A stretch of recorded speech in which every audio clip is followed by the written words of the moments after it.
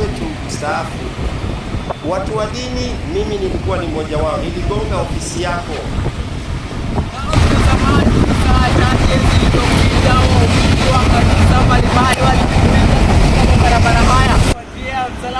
Kisha baadaye kuungana katika makanisa kwa ibada ya Ijumaa Kuu. Niliungana na kanisa mbalimbali, nilifuatilia taarifa hii kuhusu siku hii ya Ijumaa Kuu na kuandaa taarifa ifuatayo.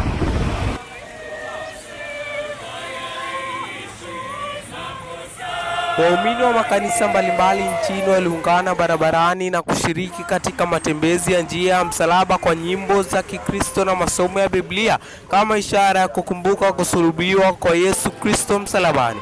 Kuanzia kwa Waanglikana Mombasa hadi wa Katoliki Bungoma, Wakristo hao waliadhimisha siku ya kushirikiana na kusaidiana na pia kuwataka wanasiasa kukomesha cheche za matusi. Napenda kuhimiza wanasiasa dunia mzima wapendane, wasikuwe na mambo ya kutusiana, kwa sababu unapoona runinga jioni unasikia huyu anatusi huyu, huyu anatusi huyu, sasa unashangaa ni viongozi ama ni nani? Kwa sababu kama ni kiongozi unakuwa kama leader wa kusimama mstari wa mbele kuongoza kondoza Mungu kwa njia mzuri ama raia kwa njia mzuri.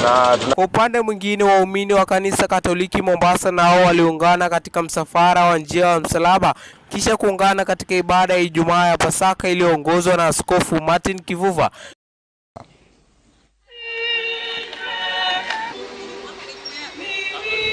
Katika maongezi yake, Kivuva alidai kuwa kanisa halifai kufanywa mlaumio katika siasa matokeo ya uchaguzi nchini, akisema kuwa swala la kuhongwa na wapiga kura ndiyo masuala yanayopaswa kushughulikiwa kikamilifu. Na kila mtu alikuwa na kura moja, na ukweli ni kwamba maswali tunayoongelea sio ya siasa, ni ya ukweli ya kwamba if you want safe drive, get a good driver. Ubaya ni kwamba wengi wetu uhongwa, corruption huanzia hapo, na hata si jambo geni. Wameanza mahala fulani, wanaenda na mwaga pesa, zile pesa zinaza nini? If you want me to vote for you, you don't need to bribe me. So rais wetu mstaafu, watu wa dini, mimi nilikuwa ni mmoja wao, niligonga ofisi yako nikakuuliza vipi, mbona? Ukasema unasikitika. Ndio unasikitika, lakini sio mimi niliyechagua watu wote, ni watu wote waliochagua, na tukasema sana kwamba tulikubaliana aliyeshindwa aende kotini, na wakaenda kotini. Koti si yetu, koti ni yenu nyinyi viongozi, na koti ikaamua in a certain way. Sasa tusemeje? We let the rule of law prevail, na ndio maana ya katiba yetu ya sasa.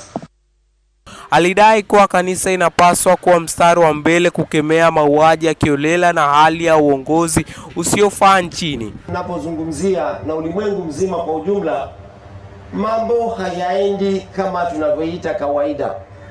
Ukisikia, ukisoma, ukitizama runinga au radio au mitandao mbalimbali, utakuta kuna mauaji mengi ya watu wasio na hatia, watoto, kina mama, nchi nyingi za karibu na za mbali, na kuna watu ambao wanaendelea kunyemelea miji, kunyemelea nchi za wengine.